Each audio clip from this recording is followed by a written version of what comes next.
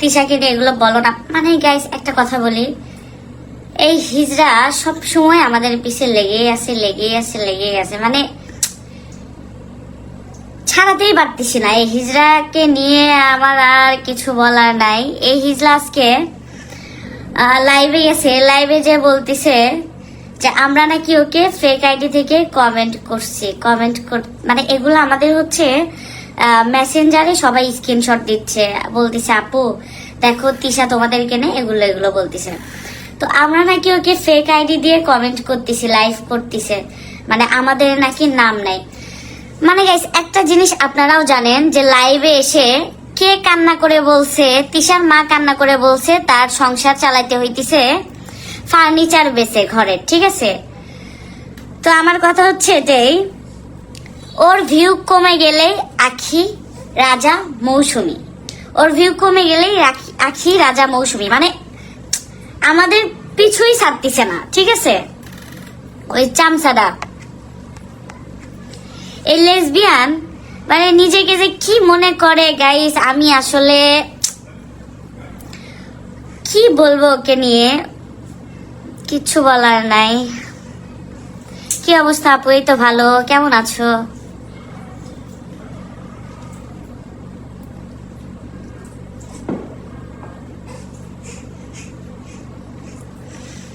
কি অবস্থা সবার বলো?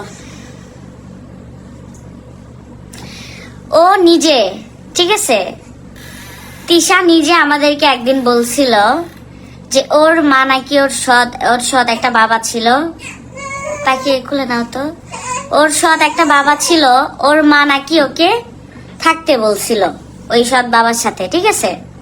ওর মা নাকি বলছিল, কারণ তখন তিশার মা একাই থাকতো, তো সেখানে তিশার মা হচ্ছে তিশাকে অফার দিছিল।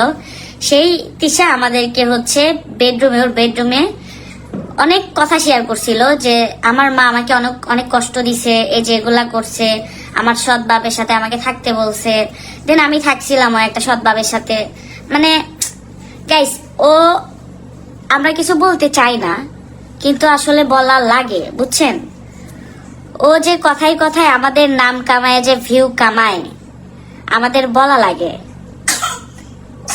সংসারে এখন টানাটানি উঠছে, আর আখি মানে কাইলানি নামটা তো যাই না, যাই হোক ওরে ওই খুব সুন্দরী, সেটা না বলি।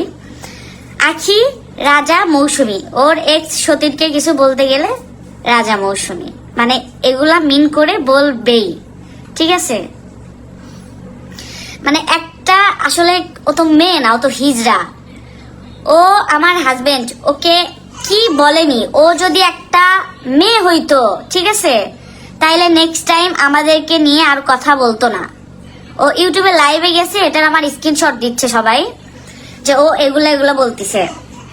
তো আমার কথা হচ্ছে তোর যদি লজ্জা শরম থাকতো, তুই নেক্সট টাইম রাজা মৌসুমীকে কিছু বলতি না, মানে নামই নিতি না।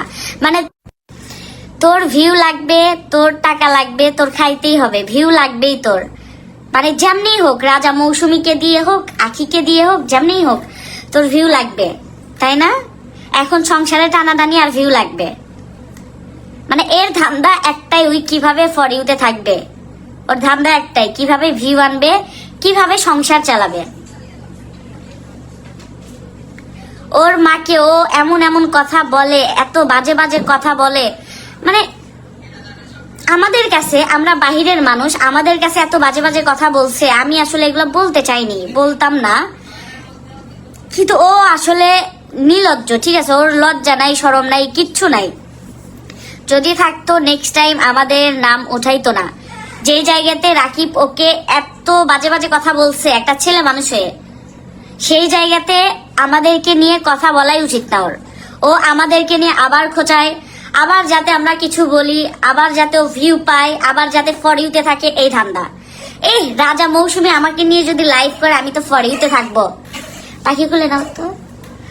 রাজা মৌসুমী আমাকে নিয়ে যদি কথা বলে, আমি তো লাইভে থাকবো, মানে ফর ইউতে থাকবো, ভিউ আসবে, টাকা কামাবো।